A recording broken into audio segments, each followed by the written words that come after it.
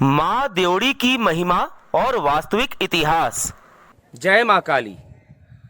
माँ काली बहुत ही वात्सल्य, दयालु और कृपालु हैं। जो भी भक्त माँ काली का पुत्र बनकर सच्चे हृदय से माँ की आराधना करता है, माँ काली भी उसे अपने पुत्र के समान ही स्नेह देती हैं।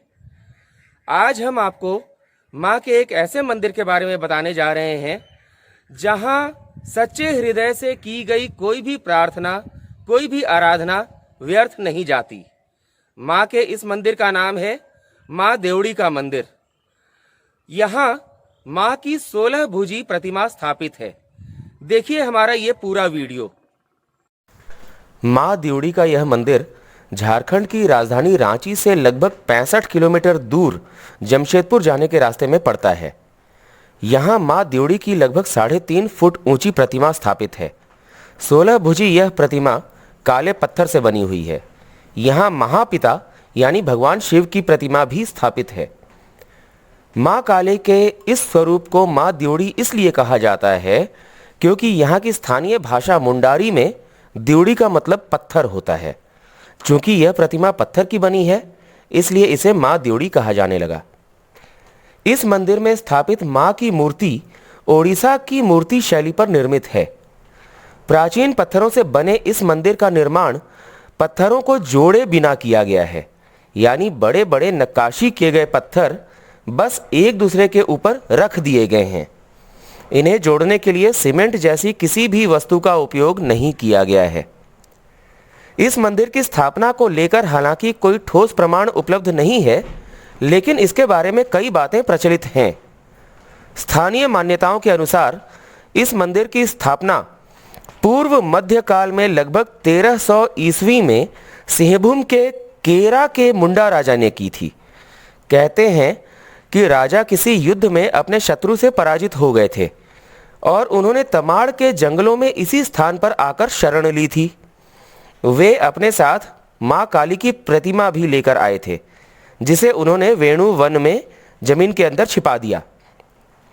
रात्रि को सोते समय माँ काली ने राजा को यहाँ मंदिर बनवाने का आदेश दिया था, जिसे राजा ने पूरा किया। इसी के बाद राजा ने अपनी सेना एकत्र करके अपने शत्रु को परास्त किया और अपना राज्य दोबारा प्राप्त कर लिया। मंदिर स्थापना को लेकर एक अन्य मान्यता उड़ीसा से जुड़ी हुई है। कहा जाता है कि 18वीं शताब्दी में ओडिशा के चमरू पंडा हर वर्ष 2 बार तमाड़ के राजा को तसर बेचने आया करते थे। वे राजा के यहाँ पूजा पाठ भी करवा दिया करते थे। राजा ने उनसे यहीं बसने का आग्रह किया, जिसे उन्होंने मान लिया। एक बार जंगल में तपस्या करते समय उन्हें आभास हुआ कि माँ काली उन्हें दर्शन देना चाहती है। यह बात उन्होंने राजा को बताई, जिसके बाद राजा ने जंगल की सफाई प्रारंभ करवा दी। सफाई करते समय मजदूरों को एक काले रंग का पत्थर दिखाई दिया, परंतु शाम होने के कारण वे वापस लौट आए। अगले दिन जब वे वहां पहुंचे तो उन्हें वहां माता का एक मंदिर दिखाई दिया, जिसके बाद यहां पूजा अर्चना शुरू कर दी गई। यह भी कहा जाता है कि इस मंदिर का अस्तित्व महाभारत काल के समय से है। बताया जाता है कि पांडवों ने अपने अज्ञातवास के दौरान इसी स्थान पर मां की आराधना की थी।